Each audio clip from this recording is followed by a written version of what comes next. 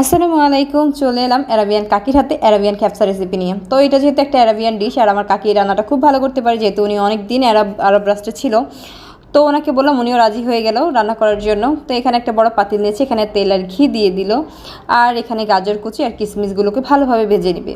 এখান থেকে খুব সুন্দর একটা গ্রান আসতেছিল, যেহেতু এগুলো হচ্ছে ঘিয়ে ভাজা হয়েছে। আর এদিকে অনেকগুলো টমেটো হচ্ছে পেস্ট করে নিয়েছে। আর এখানে ব্রয়লার মুরগিকে হচ্ছে 2 পিস করে নিয়েছে, আর এগুলোকে হচ্ছে একটা কাঁটা চামচের সাহায্যে ফুটো করে নিয়েছে, যাতে হচ্ছে মশলাগুলো খুব ভালোভাবে প্রবেশ করে। আর নিয়েছে বাসমতি চালগুলোকে ভালোভাবে ধুয়ে ভিজিয়ে রাখা হয়েছে।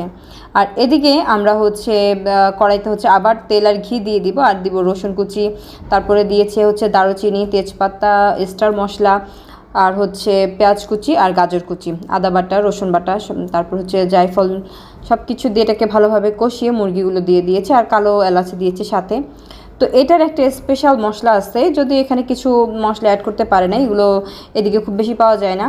তো যেগুলো ছিল ওগুলো দিয়েছি, পিপল দিয়েছি, এলাচ, দারুচিনি, গোলমরিচ, সাদা গোলমরিচ, কালো গোলমরিচ, শাহি জিরা, ধনিয়া জিরা, সব কিছু দিয়ে একটা মশলা বানিয়ে নিয়েছে।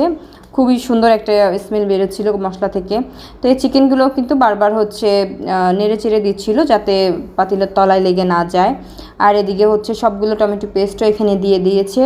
তো এই রেসিপিটাই কিন্তু মূলত অনেক বেশি হচ্ছে গাজর আর টমেটোটা ব্যবহার করা হয়েছে। তো এখন স্বাদমতো লবণ দিয়ে এটাকে হচ্ছে নেড়ে চেড়ে আবার হচ্ছে ঢাকনা দিয়ে রান্না করবে অনেকক্ষণ।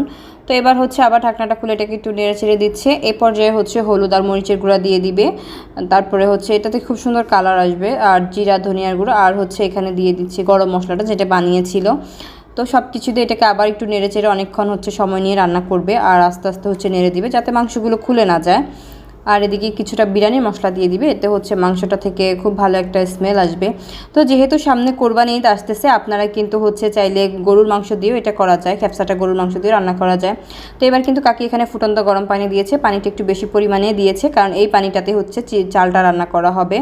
তো এখানে একটু জয়ফল হচ্ছে কুচি করে দিয়েছে, আর এটাকে হচ্ছে আবার একটু নেড়েচেড়ে রান্না করে নিবে।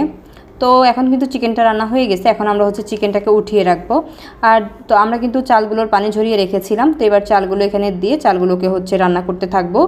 তো এদিকে কিন্তু চালগুলো ফুটে গেছে, এগুলো কিন্তু রান্না হয়ে গেছে। তো উপর থেকে একটু গাজর দিয়ে এটাকে হচ্ছে দমে রেখে দিয়েছে বেশ কিছুক্ষণ। আর এখন এই খ্যাপসা রেসিপির চিকেনটার জন্য স্পেশাল একটা সস বানাবে। তো এখানে দিয়ে দিয়েছে অলিভ অয়েল, সয়াবিন তেল আর ঘি, আর সাথে হচ্ছে চিকেন থেকে যে কিছুটা পানি ছিল ওই পানিটা, আর টমেটো সস, এগুলো দিয়ে এখন কিন্তু এখানে দিয়ে দিব হচ্ছে একটু জর্দার রং কালারের জন্য, দিয়ে দিল কর্নফ্লাওয়ার আর একটু বেসন। এগুলো দিয়ে খুব ভালোভাবে মিশিয়ে কিন্তু সসটা রেডি করে নিল। এবার কিন্তু চিকেনের গায়ে সসটা খুব ভালোভাবে লাগিয়ে নিতে হবে, খুব ভালোভাবে হচ্ছে চিকেনটার মধ্যে সসে লাগিয়ে নিতে হবে।